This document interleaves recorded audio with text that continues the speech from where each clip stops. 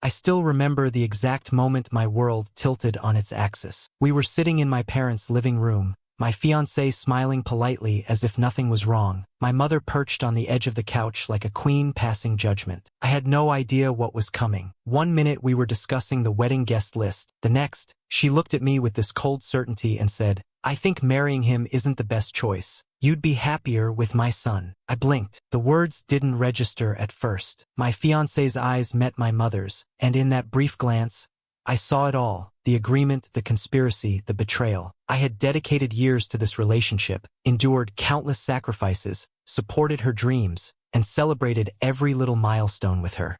I had been loyal, calm, and unwavering, believing we were building something real, something permanent. And now it felt like the ground had vanished beneath me.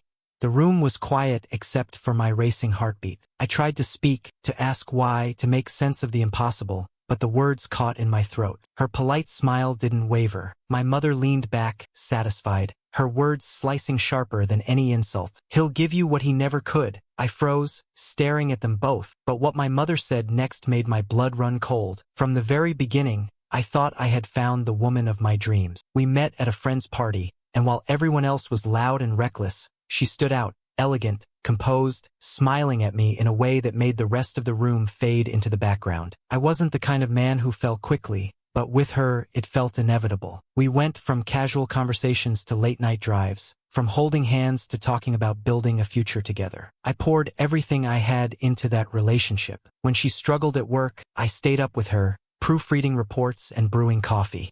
When her car broke down, I was the one who left work early, missing an important meeting, just to make sure she wasn't stranded. I thought that's what love was, showing up no matter what, and she always thanked me with that same soft smile, the one that convinced me every sacrifice was worth it. Looking back now, I realized there were cracks I refused to see. The way she sometimes dismissed my opinions during group conversations, laughing it off as if it was harmless teasing. The way she compared me, subtly, almost playfully, to other men who were more successful or more confident. And then there was her bond with my mother. First, I thought it was a blessing. They got along well, and I believed it meant our families would blend seamlessly. But there were moments when I noticed my mother's influence seeping into her words, shaping her expectations of me, and quietly shifting the dynamic. I brushed it all aside because I loved her. I believed in us. I believed loyalty and patience would be enough. Everything seemed perfect until I started noticing the signs no one else could see.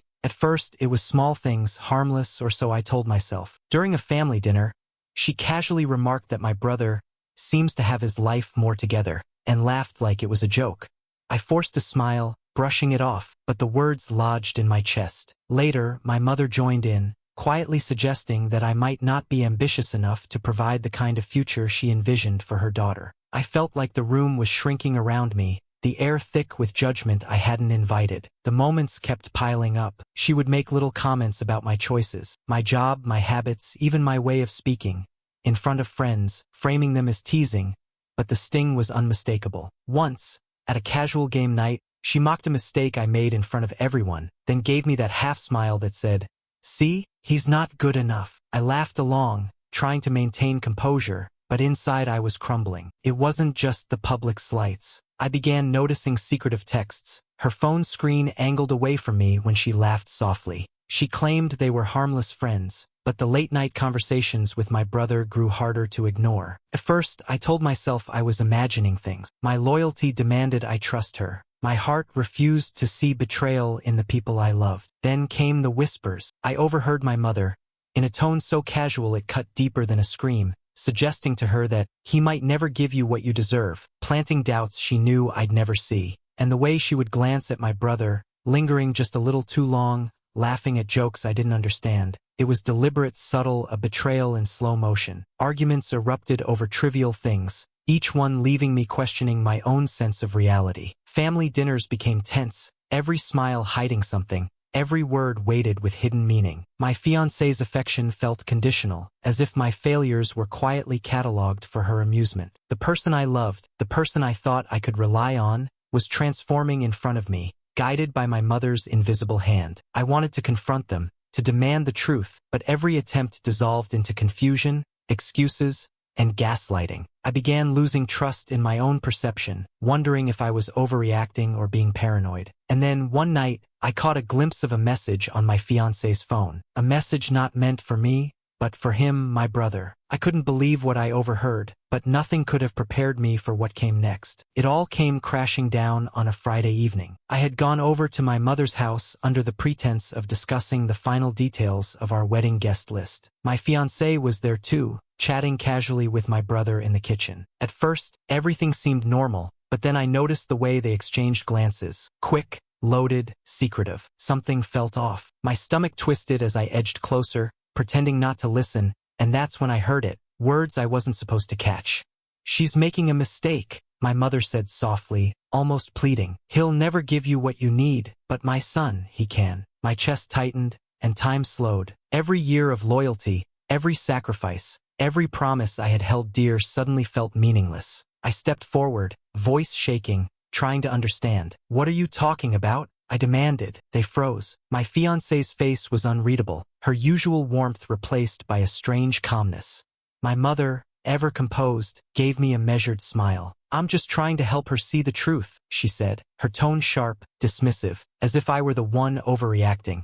Couldn't believe it. The person I trusted most, the woman I had imagined walking down the aisle with, was standing there, nodding along with my mother's betrayal. My brother looked uneasy, but he didn't speak. I felt my heart pounding so loudly I was sure they could hear it. The air in the kitchen was suffocating, thick with deceit and malice. I confronted her, my words spilling out in a torrent of heartbreak and disbelief. "After everything we've been through, after everything I've done for you, how could you even consider this?" My voice cracked, anger laced with pain. She looked at me, unflinching, and said, almost casually, "I've realized what's best for me.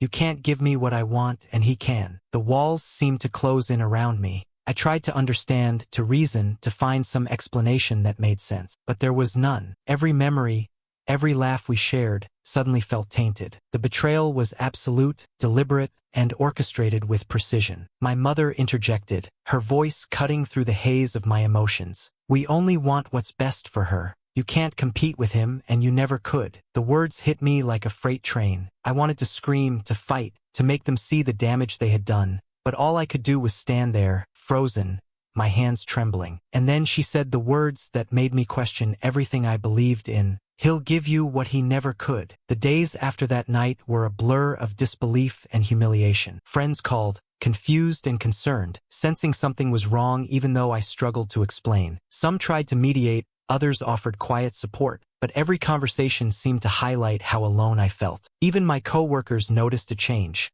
my usual calm demeanor replaced by a jittery, haunted presence. Family gatherings became impossible. My aunt, who had always been supportive, whispered her sympathies, while my uncle avoided eye contact altogether.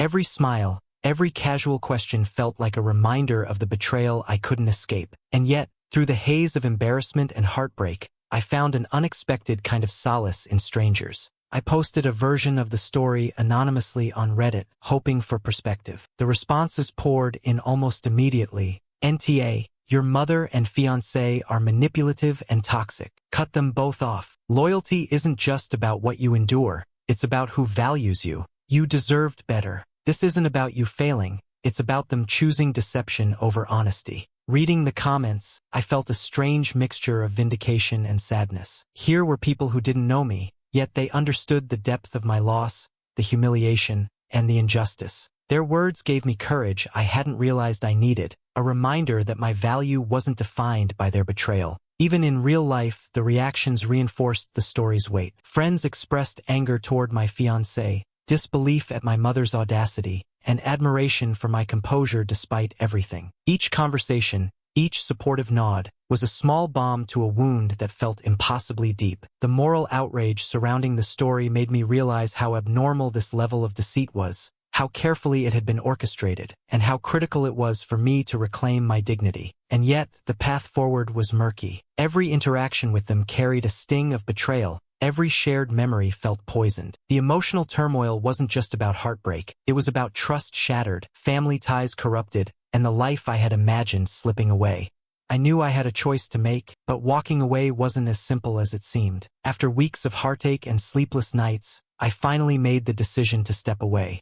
It wasn't easy. Leaving behind the person I loved, the family I trusted, and the life I thought I was building felt like tearing myself apart from the inside. But as I distanced myself from my fiancé and my mother, something remarkable happened. The weight that had pressed on my chest began to lift, and for the first time in months, I could breathe without the constant sting of betrayal. I focused on myself, reclaiming the dignity and self-respect I had almost lost. I reconnected with friends who genuinely cared, pursued hobbies and goals I had sidelined, and allowed myself to grieve without shame or guilt. With every small victory, I realized that my worth wasn't defined by someone else's perception or by the manipulations of those I once trusted. Boundaries became my armor, self-respect my compass, and trusting my instincts became my guiding principle. Life didn't magically fix itself overnight, but I learned that walking away from toxicity is not a weakness, it's an act of courage.